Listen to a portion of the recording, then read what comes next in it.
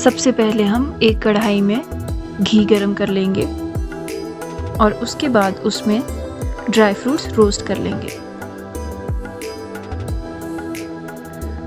Dry fruits जैसे ही roast हो जाएं, उसके बाद उसमें हम साबूदाना डाल देंगे।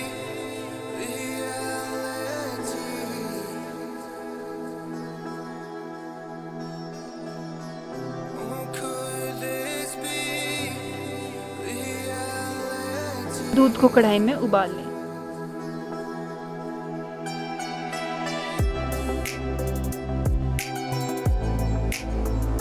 जब साबूदाना के दाने बिल्कुल पारदर्शी हो जाएंगे, इसका मतलब आपकी खीर तैयार है।